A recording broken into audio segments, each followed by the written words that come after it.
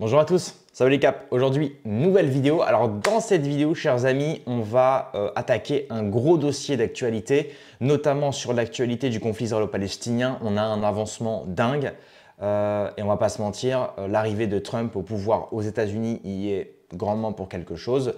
On est sur le point de voir le plus grand avancement du conflit depuis ces 75 dernières années.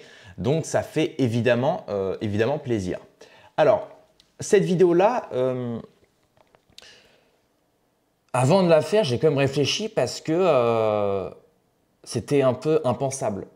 Impensable parce que si je vous dis que le Hamas a libéré des otages israéliens et que ces mêmes otages israéliens remercient le Hamas de les avoir nourris, de les avoir entretenus, de les avoir vêtis.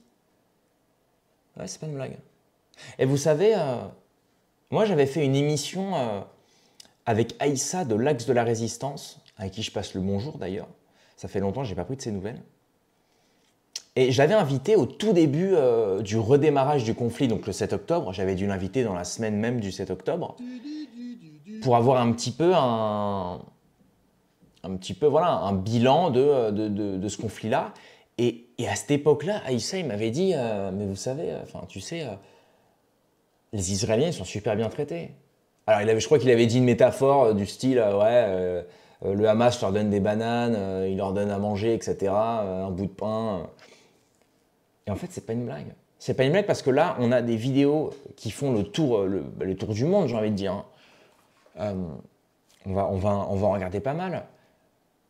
Et en fait, on a des vidéos effectivement de soldats israéliens, enfin d'otages israéliens qui se portent bien, qui sont pas, qui ne ressortent pas anorexiques avec des traces sur le visage ou non, ils sont en forme, ils sont bien. Et d'un côté, je veux pas dire de bêtises, je veux pas que les flics viennent chez moi à 6 du mat demain. C'est vrai que c'est surprenant, je dirais même c'est impensable et on va regarder ça un petit peu. Donc on a la première vidéo où on a les otages israéliens, regardez.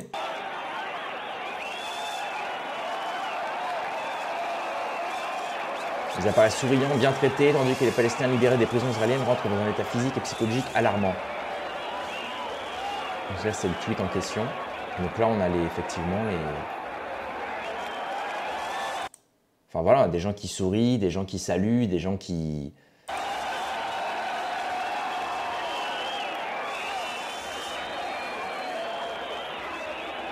D'ailleurs, vous avez vu derrière, Palestine, la victoire de l'oppressé contre le sionisme nazi. C'est dingue ça. Hein, genre, je sais pas c'est tourné où. Je vous avoue que j'ai été un peu pris de court. J'ai lancé la caméra tout de suite quand j'ai vu ces infos-là. J'ai pris tout ce qu'il y avait et j'ai directement lancé la caméra. Donc, j'ai pas eu le temps de faire un gros travail de recherche. Mais justement, on va essayer de le faire en direct. Hein, c'est les conditions du direct. Mais c'est aussi la beauté de l'analyse. Hein. Mais c'est dingue, derrière, il y a marqué vraiment que le sionisme est une... on va dire que c'était... Il est pris comme une sorte de politique nazie. Hein.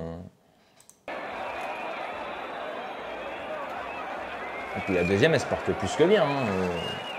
Les petites joues, un peu de ventre, ouais. Ok. Donc, alors là, la fameuse vidéo qui fait le buzz. Hein. Alors là, c'est une traduction en français, mais c'est dingue. C'est 4 soldats terroristes israéliennes remercient. Alors, il a mis terroriste, là, ça ne le concerne que lui. Hein. Remercie les Palestiniens pour la nourriture et pour avoir pris soin d'elles. En arabe, s'il vous plaît. Attention, les sionistes, ça risque de piquer un petit peu. Là, je vous assure, les gars, restez bien jusqu'à la fin de cette vidéo parce que vous n'allez pas en revenir. Assalamu alaikum, marhaba. شكرا لكتابك السامة لكل المعاملة الكويسة شكرا للأكل والشرب والملابس شكرا للشباب اللي كانوا يحفزوا علينا ودير بالو علينا من كاسف وإن شاء الله يكون الكل يوم سعيد وأحسن يوم وكلنا نكون بخير يوم 25/1/25 السلام عليكم مرحبا. Franchement, j'ai envie de dire c'est surprenant. Pourquoi parce que là, certains vont dire mais pourquoi surprenant, etc. Tu pensais que c'était les ordures Kendra? Non, pas du tout. C'est juste que moi, si je rentre dans la peau du mec naïf qui regarde CNews toute la journée, qui regarde CNews, BFM, qui depuis des années suit la propagande médiatique de masse. Vous savez, qui vous dit que les méchants, ce sont les Palestiniens, ceux à qui la terre palestinienne appartient depuis 3000 ans, à laquelle ils cultivaient leurs oliviers, tu sais. Puis d'un coup, il y a une petite élite européenne, ashkénaze, qui a émigré en Palestine sous prétexte qu'ils ont souffert en Europe et donc ils ont dû avoir un foyer qui a été désigné comme la Palestine. Et depuis maintenant, ils ont de plus en plus de territoires. C'est la définition du sionisme. Hein. Le sionisme, c'est la colonisation, je dirais même messianique. Hein. Messianique, religieuse, physique et militaire. Et donc c'est bizarre parce que là, depuis des années, on nous dit qu'Israël, les Israéliens sont les gentils, que les Palestiniens sont les méchants, que le Hamas, c'est Sili méchant, hein, Sili méchant, le monde il est beau, Sili méchant. Et là, d'un coup, on a un témoignage d'otages israéliens, de 4 otages israéliens, et on se rend compte qu'ils ont été nourris, vêtis, bien traités, physiquement, ils sont plus que bien, donc j'ai envie de dire, et c'est pas la première fois, hein, souvenez-vous de la fille qui avait fait le buzz, là, qui avait dit avoir été pris en otage par le Hamas, à cette fameuse soirée à laquelle elle avait participé, vous savez, sur la plage ou je ne sais où, cette grosse soirée où il y a eu justement une des attaques du 7 octobre. Et c'est marrant parce que cette fille-là, elle est ressortie, elle avait les lèvres complètement refaites, elle était connue plus ou moins pour être active sur les réseaux sociaux. Et puis je crois 2 semaines après avoir été libérée, sous prétexte qu'elle avait été justement maltraitée, etc., 2 semaines après, elle partait en vacances, 2 semaines après, elle se refait faire les lèvres, 2 semaines après, elle a un casting pour une série, enfin, des trucs du style, hein, c'est pas précisément ça, mais c'est quelque chose du style. Donc c'est quand même étonnant de se dire que d'un côté, on a une femme qui nous dit qu'elle a été maltraitée par le peuple palestinien, enfin par le Hamas, et 2 semaines après, elle se refait faire les lèvres et elle fait des castings pour le cinéma. Enfin, je veux dire, en général, tu sais, quand tu es otage dans des prisons et que tu racontes que c'est l'horreur, etc., que tu as été torturé, voire VIOLE, bah, je sais pas, moi, je me dis que 2 semaines après, tu penses pas te faire faire les lèvres, quoi. Et donc là, on a une version, encore une fois, qui n'a pas été relayée par les médias dominants, hein, mais qui a été relayée par la petite presse indépendante, par les médias indépendants tels que les nôtres, hein, que ce soit sur Twitter ou même sur les petites chaînes YouTube d'actualité comme la mienne, hein, même que je ne sois personne. Mais voilà, c'est intéressant. Alors suite à ça, je voulais quand même qu'on parle aussi de la... On aura plusieurs sujets dans cette vidéo-là. On a donc la parole de Trump qui dit qu'il faut absolument que les pays arabes côte à côte fassent rentrer un maximum de Palestiniens. Alors, est-ce que c'est une volonté de Trump de vouloir dégager les Palestiniens de la Palestine? Je ne sais pas. Ou alors, est-ce que c'est une volonté de Trump justement de se dire, bon ben voilà, les Palestiniens ont trop souffert, il faut absolument que les pays arabes interagissent dans ce conflit-là en acceptant d'en prendre un maximum, sachant que en Jordanie, en Égypte, même à Dubaï, enfin dans les Émirats, il y a pas mal de pays arabes qui ont déjà pris un maximum de Palestiniens, mais effectivement, ils pourraient en prendre plus. Maintenant, est-ce que, je ne sais pas, est-ce que... on va essayer de lire entre les lignes dans ce que nous dit Trump. Encore une fois, est-ce que c'est une volonté de faire dégager les Palestiniens pour les laisser aux Israéliens, de laisser la terre palestinienne aux Israéliens, ou alors est-ce que c'est une façon d'apaiser le conflit en disant, bon voilà, les Palestiniens ont trop souffert, il faut qu'ils aillent dans des pays arabes côte à côte où ils peuvent trouver du boulot, se soigner et être en paix, vivre en paix, plutôt que de vivre sous les bombes toute l'année. Donc on va essayer de lire un petit peu ce double discours de Donald Trump. Il y a une traduction aussi, donc on va regarder ça. Je tiendrai avec le général Al-Sisi demain dans la journée. J'aimerais que l'Égypte prenne des gens et j'aimerais que la Jordanie prenne aussi des gens. Il s'agit d'1,5 million de personnes et nous allons tout nettoyer. Vous savez, au fil des siècles, il y a eu de très nombreux conflits. Et je ne sais pas, il faut que quelque chose se passe. C'est littéralement un site de démolition. Presque tout est démoli et des gens y meurent. Donc je préférerais m'impliquer auprès de certains pays arabes et construire des logements dans un autre endroit où ils pourront peut-être vivre en paix pour une fois. Ouais. Oui, c'est un peu ce que je disais. Alors effectivement, le terme nettoyer est peut-être mal choisi, mais là on sent que Donald Trump, c'est la mentalité américaine, comme j'en ai parlé dans une vidéo récente. C'est vraiment la mentalité américaine marchande de se dire, quitte à s'investir économiquement parlant, parce qu'il parle bien de s'investir, Donc, quitte à reconstruire des logements, quitte à leur donner du boulot, quitte à leur donner même des aides, ils préfèrent donner des aides et investir économiquement parlant dans des pays dans lesquels ils vont pouvoir se développer, participer à l'économie et ainsi avoir un retour sur investissement, plutôt que de construire des bâtiments, des logements, des infrastructures en Palestine pour les Palestiniens, mais que ça soit détruit 6 mois après par des bombardements. Donc là, on sent que Donald Trump, c'est vraiment c'est vraiment c'est le président de la paix. C'est-à-dire qu'il préfère, alors même si le terme n'est pas choisi, nettoyer la Palestine des Palestiniens en les envoyant dans d'autres pays arabes dans lesquels ils vont pouvoir se développer, se soigner et pouvoir justement pouvoir vivre en paix, plutôt que continuer à les faire vivre sur leur terre à eux, mais que ce soit un calvaire et qu'en plus d'investir économiquement, ce serait un investissement à perte. Donc en fait, ce sera disons une paix à court terme. Donc là, vraiment, on voit l'homme alpha de plus de 50 ans, très rationnel, qui voit la vision long terme, les Palestiniens dans les pays arabes qui vont pouvoir se développer de manière long-termiste, plutôt que de se développer de manière court-termiste en Palestine, en plus dans une ambiance de chaos. Donc là, franchement, c'est sympathique. C'est agréable de voir Trump qui confirme bien son statut d'homme de paix, hein, limite prophétique. Bien que je ne mets pas non plus Donald Trump sur un piédestal, hein, on connaît quand même ses rapprochements avec l'État profond.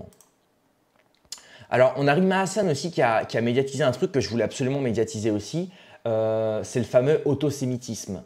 Vous le savez, il y a des chiffres qui nous sont déclarés par le CRIF et d'autres institutions de ce style, qui nous disent qu'il y a une augmentation des actes antisémites en France et en Europe, notamment en France.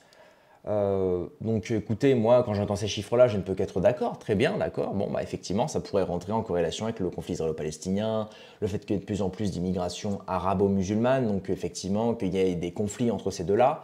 Mais maintenant, ce qui est étrange, c'est qu'il y a aussi une hausse des actes autosémites, c'est-à-dire ce sont des actes faussement antisémites qui ont été faits par des personnes elles-mêmes juives. Alors là, on n'en revient pas. Et deuxio, j'ai appris grâce aux médias en 442, on va lire leur article dans quelques secondes, qu'en fait, n'importe qui peut déclarer un acte antisémite sans qu'il y ait de preuves, et cet acte-là sera recensé comme acte antisémite. Donc, c'est-à-dire que par exemple, s'il y a 10 000 cas d'antisémitisme en France, eh bien sur les 10 000 cas, il se peut que 9 000 par exemple soient des actes qui n'ont pas été jugés comme actes antisémites, mais seulement déclarés par exemple en main courante ou à la police. Il suffit que moi j'aille à la police, je dis j'ai été victime d'antisémitisme, bien que je ne sois pas juif, hein, mais hop, j'ai été victime d'actes d'antisémitisme. Le mec il va le noter et ce chiffre-là sera compté dans les statistiques déclarées par le CRIF. Donc vous vous rendez compte qu'on est bien dans ce qu'on peut appeler de la manipulation statistique. On est dans la manipulation des chiffres. Et là ça ne me plaît pas. Là ça ne me plaît pas parce qu'on ment. On ment au peuple français et surtout en mentant par les chiffres, on ment à la société entière. Et là, ça veut dire que derrière, il y a une volonté. Alors laquelle, je ne sais pas, on va essayer de la déchiffrer, mais il y a une volonté. Pourquoi mentir sur les chiffres et surtout ne pas médiatiser comme pourraient le faire les médias dominants? Pourquoi ne pas médiatiser les actes autosémites? Là encore une fois, il y a une volonté. Une volonté de cacher peut-être la vérité. Donc Rima Hassan a mis à tous les médias qui ont relayé massivement cette affaire en imputant la responsabilité aux hommes et femmes politiques de la LFI. Vous savez, il y a eu des actes antisémites récemment la plupart des gens ont dit regardez, c'est encore les électeurs d'LFI, sous prétexte qu'LFI prend part pour la Palestine et que donc, comme LFI prend part pour la Palestine, en plus dans leurs électeurs, il y a plein d'arabo-musulmans, donc c'est de l'islamo-gauchisme, etc., etc.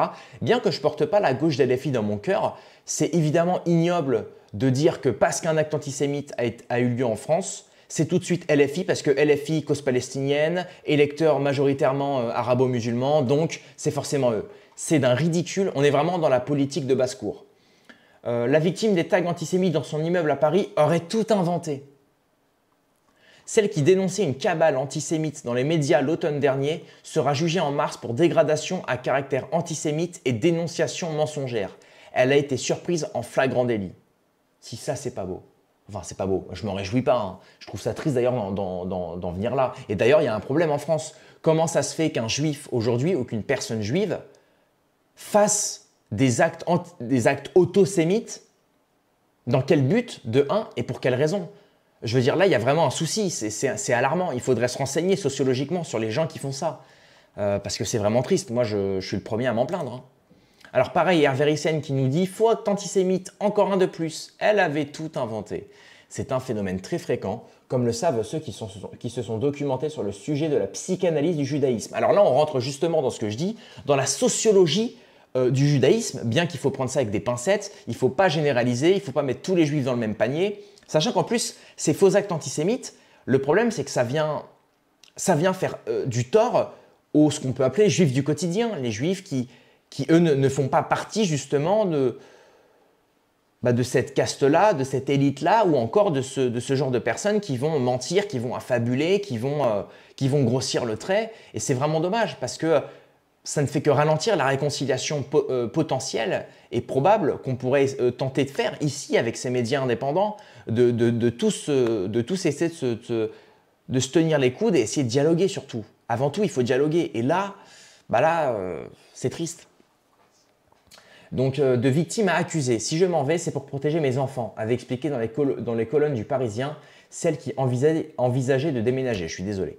Alors qu'une recrudescence des actes à caractère antisémite avait été observée, le maire du 11e arrondissement de la capitale, François Vauglin, avait même décidé de s'emparer personnellement du dossier afin d'accélérer la procédure du relogement de la mère de famille. Vous imaginez? Il y a un maire qui a entendu le témoignage de cette femme juive qui s'est plaint d'actes antisémites. Pour rappel, sur son palier de porte, il y avait une croix de David avec marqué juif. Elle a décidé de déménager et le maire s'est dit « ça me touche tellement que je vais accélérer votre dossier ». Ça n'est jamais arrivé pour une famille chrétienne. Ça n'est jamais arrivé pour une famille, ce qu'on peut appeler française de souche, depuis des années, depuis des siècles. Ça n'est jamais arrivé pour des familles musulmanes. Ça n'est jamais arrivé pour des familles issues de l'immigration européenne d'époque, portugais, espagnol, latin. Ça n'est jamais arrivé pour l'immigration extra-européenne, africaine. Vous savez, ces fameuses mères de famille qui font grandir leur enfant seul, sans le père, parfois des familles à 6 ou 7, dans des HLM pourris où ça pue la pisse. Jamais aucun maire ne s'est saisi de leur dossier pour faire avancer leur dossier et les faire vivre dans de meilleures conditions. Et le jour où il y a un tag par terre d'une femme juive, c'est le cas. Et c'est bien, c'est bien de se dire que le maire, il a essayé de tendre la main à cette femme-là. Et on se rend compte que cette femme-là a menti. On se rend compte que cette femme-là, tout ça, c'était du pipeau. C'était des choses qu'elle a faites elle-même. Vous imaginez quand même? On est dans ce qu'appelle Francis Cousin le faux omniprésent et je le déplore. Je le déplore. Je voulais vraiment relayer cet article du Média en 442 et d'ailleurs, je tenais avant ça à parler du Média en 442. Il faut les soutenir les amis. Le Média en 442 en ce moment, ils essaient de vous fournir une information par le peuple et pour le peuple. Ils font vraiment du beau boulot. C'est pas la première fois que je parle d'eux. Moi, je m'entends très bien avec eux. Ils ont déjà relayé mes vidéos. J'ai déjà relayé leurs articles comme je le fais aujourd'hui. Et je tenais à vous dire les amis, n'hésitez pas à les soutenir, n'hésitez pas à donner de la force aux Médias en 442, à Marcel D, n'hésitez pas à regarder leurs vidéos, à regarder leurs articles et surtout pour ceux qui en ont les moyens, de les aider dans leur cagnotte. Ils essaient de faire financer aujourd'hui leur information parce que vous le savez, l'information pour le peuple et par le peuple, ça demande évidemment du temps, de l'argent et surtout de se mobiliser. Donc s'il y a des petites mains qui veulent les aider, s'il y a des petites mains qui peuvent ne serait-ce que donner un petit euro, n'hésitez pas les amis. C'est comme ça en fait, il est préférable de subventionner l'information de demain par et pour le peuple plutôt que d'alimenter toute cette nouvelle médiatisation, j'ai envie de dire, mainstream, TPMP, BFM, CNews, qui sont là depuis des années, évidemment, qui sont en place et qui survivent grâce aux subventions de milliardaires ou de mécènes. Et à côté de ça, on a des médias qui font le vrai, qui font de la véritable information, qui sont honnêtes et francs dans leur démarche. Je suis désolé si je n'ai pas le meilleur des discours, mais voilà, c'est spontané, c'est sporadique. Et franchement, c'est des bons types. C'est une super équipe, donc ils font du bon boulot. Donc voilà, si vous pouvez en tout cas regarder leur site quotidiennement, ça fait toujours plaisir. Ils font vraiment de la bonne info. Et pour ceux qui ont un peu d'oseille, voilà, mettez un petit euro dans leur cagnotte, ça fait toujours plaisir. Alors, enquête 442, non, il n'y a pas eu 1500 actes antisémites en 2024. Voici la vérité derrière les chiffres. Selon le CRIF, les actes antisémites atteignent un niveau historique. Mais alors, est-ce que c'est vrai? Est-ce que c'est faux? Eh bien, figurez-vous que, en fait, c'est des chiffres alarmants mais contestés. Selon le CRIF, les actes antisémites auraient atteint un niveau historique, avec 1500 signalés, 1500 incidents signalés. Une prétendue augmentation relayée à l'unisson par plusieurs médias, une mise en avant pour souligner une recrudescence inquiétante. Et en fait, on s'avère qu'en réalité, le rapport précise que ces chiffres incluent uniquement les actes signalés aux forces de l'ordre, sans nécessairement qu'ils soient qualifiés juridiquement comme antisémites. Clairement, n'importe qui peut déposer une plainte pour antisémitisme afin que cela entre dans les statistiques du service de protection de la communauté juive, comme l'a souligné Fabrice Divisio, à qui je dis bonjour. Il est impossible en l'état de qualifier le moindre acte antisémite sans qu'un tribunal ne l'ait statué. Cela s'appelle l'état de droit. Donc en fait, on a la preuve que n'importe qui, les actes pris en compte dans ce recensement sont exclusivement ceux qui sont conduits au dépôt d'une plainte, à la rédaction d'une main courante ou à une saisine du parquet. Donc même une main courante, ça prend 1 heure. Hein. Vous allez au poste de police, vous remplissez un papier comme quoi vous avez été victime d'une quelconque agression ou victime de quelque chose, en l'occurrence, par exemple, d'un acte antisémite, vous le donnez à la police, vous signez en main propre, et ça, ce sera recensé dans les chiffres des actes antisémites. Donc en fait, n'importe qui peut le faire, même des gens non juifs, même des gens qui ne... Voilà, n'importe qui peut le faire. N'importe qui peut le faire. Et ces chiffres-là sont relayés, médiatisés et approuvés par les grands médias, ce qui relève du n'importe quoi et ce qui prouve encore une fois que, vous le voyez, les gros médias mais d'ailleurs qui donnent de l'information à nos aînés, qui donnent de l'information à nos seniors et qui, eux, se font avoir. Mes parents, les premiers, se font avoir par l'information CNewsienne, BFM Newsienne. Et vous voyez, ils ne vérifient même pas leurs chiffres. Alors que le média en 442, eux, ils vérifient leurs chiffres et en plus, ils rétablissent la vérité. Et Kentra, qui fait ses petites vidéos dans son bureau, et bah pareil, il relaie la vérité dans le bon sens. Et même quand ça ne va pas forcément dans mon sens personnel, dans lequel que j'aimerais que ça aille, eh bien je le relais quand même, parce qu'on appelle ça le bon sens. C'est ça le bon sens. Le bon sens, c'est relayer ce qui relève de la vérité. Et même si cette vérité-là ne me fait pas plaisir, je la relais quand même. Et aujourd'hui, voilà, on a une vérité qu'on relaie et qui est importante à relayer. Voilà, vous voyez, c'est leur cagnotte. Ils ont déjà à 23 000 euros, ils demandent 120 000 euros. Alors, je ne demande pas à ce que vous donniez 120 000 euros. Hein. Mais voilà, si ça peut les aider, ben, voilà, ça fait toujours plaisir. Donc ensuite, voilà, on a la vidéo donc, des otages. On a un autre point de vue de celle que j'ai montrée au début, vous le voyez. Hein. Ici, elles ont l'air en forme, souriantes, en bon point. Hein. Bon, après, je ne sais pas dans quels états elles étaient quand elles sont rentrées, mais la deuxième, elle se porte super bien. Je suis désolé. Comme dit IFBF, mon ami IFBS, elles ont l'air bien en forme et ont visiblement bien mangé, c'est clair. Je veux dire, même moi, après avoir combattu en Thaïlande, quand je suis parti manger et que j'ai mangé 5 fois dans la même journée, je ne me portais pas comme ça, je peux vous garantir. Donc, ah non, vraiment. Donc bref, je pense que c'est une bonne vidéo, je pense qu'on a à peu près tout dit. Je ne vais pas non plus me rallonger pour rien. Mais voilà, donc premièrement, faites attention à l'information qui circule, vérifiez bien. Même si cette information, elle va dans votre sens, ne la relayez pas forcément directement. Prenez attention, voilà, prenez le temps de lire et si elle est vérifiée, si elle est approuvée, vous pouvez la relayer, vous pouvez même me l'envoyer, que moi ensuite je la relaie sur ma chaîne, que j'en parle. C'est pour ça que j'ai fait attention à bien relayer le bon dossier, les bonnes vidéos. D'ailleurs, je vous incite les amis, on est bientôt aux 50 000 abonnés, ça me ferait trop plaisir de les franchir avant la fin du mois de janvier, ce serait cool. Et puis ça montrerait que voilà, les petits médias comme les nôtres, les médias indépendants, avec des petites mains, eh ben, en agissant ensemble, en faisant de l'analyse avec recul et froideur, eh ben, on peut arriver à réunir des personnes. Et aujourd'hui, 50 000, ce serait un chiffre juste énorme. Donc merci à tous ceux qui me soutiennent d'ailleurs, je ne le dis pas assez, mais merci encore. Mettez un like, commentez, abonnez-vous. Rendez-vous dans quelques heures de moi pour une prochaine vidéo. Paix et amour sur mes amis et mes ennemis, et surtout sur mes ennemis.